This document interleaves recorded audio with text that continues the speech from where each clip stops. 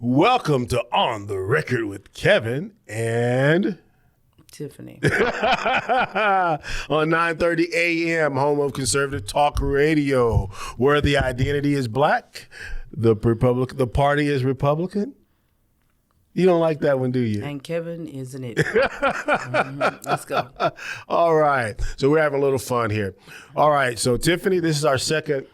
We've been discussing at our house. We've been discussing the Ohio train derailment, right? Yes. Quite a bit, and then other man-made. Well, it just highlights, or I guess punctuates, what is happening in the United States across systems, especially when you have profit over people. Yeah. You can have profitability. There's nothing wrong with profitability. But when profitability is elevated over safety, over communities, over employee safety, that's problematic. It is problematic. You know, the one thing that just drives me just to the brink, right, is I hate a couple statistical phrases. I hate disproportionate. I hate the term. It's only because right now the big defense of the train companies is, well, 99.9% of the time they deliver safely. Right, they deliver safely. The trains do, and that's true, right? But it's that 0.1% that when they don't deliver safety, the magnitude of that. And is is that humongous. the real statistic, or are they just saying that? I looked it up, and that is a real statistic. That like 99% of the time. You know, I got a question mark.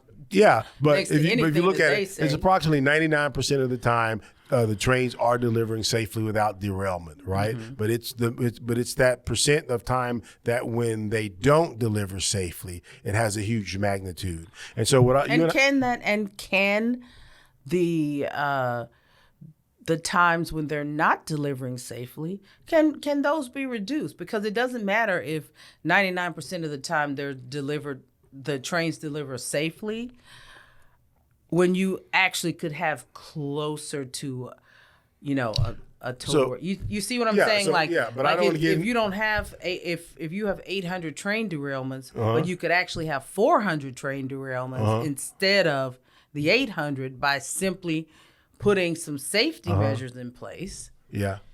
Then looking at this in terms of percentages, it's not. That's not a fair assessment. We're talking about human lives. We're talking about communities. We're talking about the environment.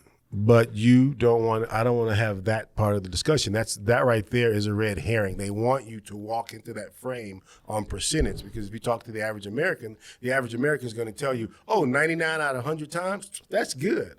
But that's not right. So that's how most people will walk into that debate. But mine is the magnitude and how the decision was made. Let me explain it to you, right? So the decision is made. They know that 99 out of 100 times the train's going to deliver safely. It's the 1% time that It's the one time that it doesn't. And then they judge the magnitude by dollar amount.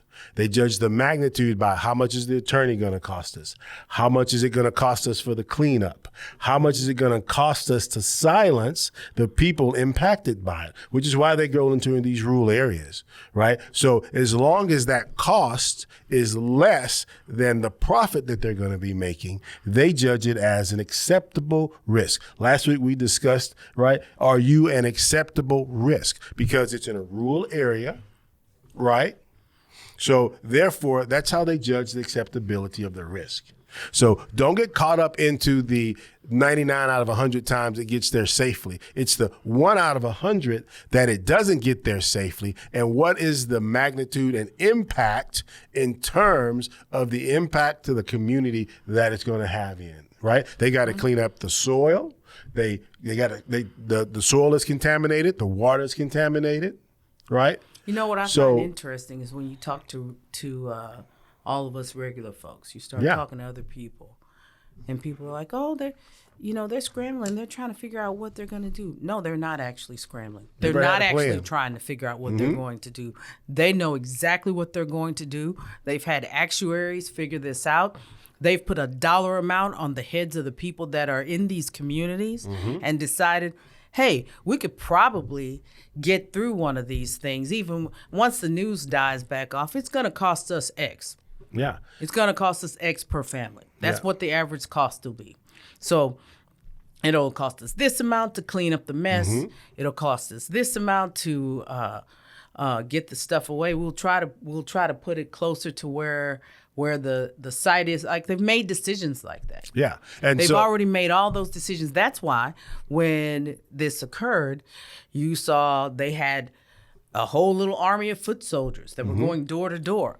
Like, how would one plan something like that? How would one have come together in that manner? Because they've planned it. They know exactly what they are going to do when something like this happens, because risk management says, hey, just do these things and get your most sincere faces out there and just keep saying the same thing. We're here till the end. Yeah. So till the end of the news coverage. Yeah, and so here is the most annoying thing to me, right? It's not that we don't have the technology to lure these things and prevent these things from happening. It's not that we don't have smart people who are capable of figuring it out. We have all those things, right? We have smart people. We have smart technology that can dramatically reduce these things, right? Dramatically reduce them. Dramatically reduce the impact. That could dramatically reduce the incidents. That could dramatically reduce the loss of life, the loss of animals, the impact on the environment, and yet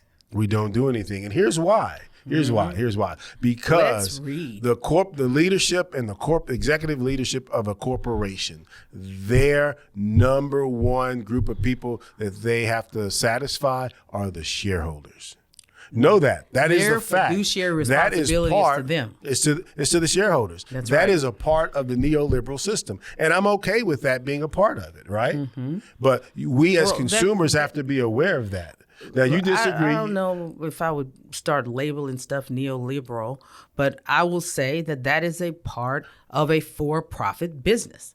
Your shareholders, if it's a publicly traded company, as in this this case we're talking about here, your fiduciary responsibility is to the shareholders. It's not to the EPA. It's not to the people in the community. It's to the shareholders. Yep. And the shareholders want profits. Okay. How much money do you think Norfolk Southern, what was their annual revenue last year in 2022? I don't know. They billion. said that they were strapped. That's why they can't put these brakes in there. Okay. Let's see. They made $12 billion, a little bit over $12 billion in revenue. $12 billion doesn't sound too strapped to put some brakes in. 14% increase. In 2021, they made a little bit over $11 billion in revenue. So year over year, how much increase have they had over the last 5 years? Over the last 5 years, roughly each year, they increased roughly about 13% in their revenues. Okay.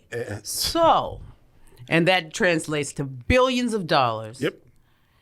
Not a dime of which could be put on brakes, because we can't be doing nothing like spending our money on brakes. And then for you people who are like, hey, that's revenue. What's the bottom line? Bottom line, they made a little bit over $3 billion in net income in 2022 and 2021, and roughly about $2 billion in operating. So their bottom line, they made $2 billion in 2020, $3 billion in 2021.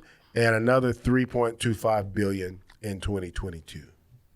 And we're all supposed to be the hicks. Yeah. And everybody, the ignorance. And then here's the other thing that the experts say, that the brakes, it's an electronic brake system that causes the system to slow down more readily, right? Right. The experts are saying that's the right system to have. They opt for, and I use the words of several people, an antiquated Civil War brake system.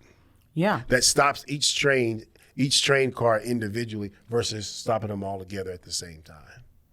Right? And so they opt out for that. They opt to make the money to increase their revenues and their income over the safety of the community. And people say, oh, that's not what it is. That's not what it is. Yeah, it seems like it. Right? Like and they've done the numbers because of the communities that they drive through, or generally, I say drive through, that they're going through, are generally rural communities, right? Low populations, right? It's an acceptable risk because 99% of the time, in their estimation, it's an acceptable risk. Yeah. And in their estimation, our lives are dispensable. So people who are middle class and working class, this is why there's so much anger in the middle and working class, because, and it's why you hear people saying, we've been forgotten. It's because of situations like this. It really is. You come in, destroy this community. Yeah, it's destroyed. And right? then And put up nothing but smoke screens. But they're gonna hide behind legal terms, right? Because it's difficult to prove liable. It's extremely difficult to prove. Telling people while their eyes are stinging and throats are tickling that the air is fine.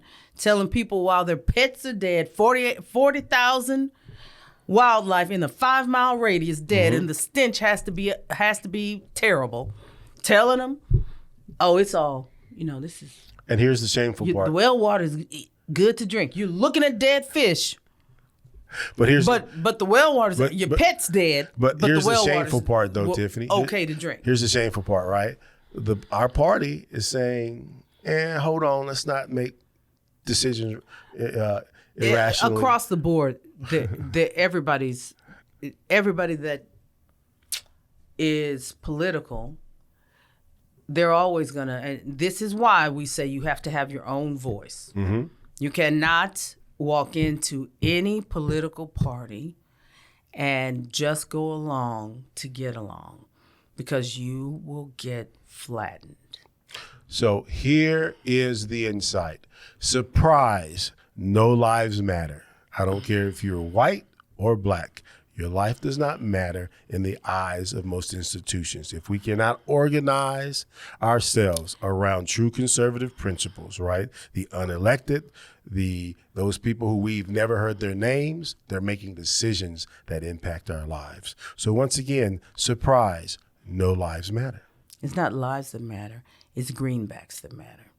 Dollars matter. So if your life is up against some bucks, you might as well consider yourself dispensable. And you've been listening to On the Record with Tiffany and Kevin, where we give it to you straight. No chaser.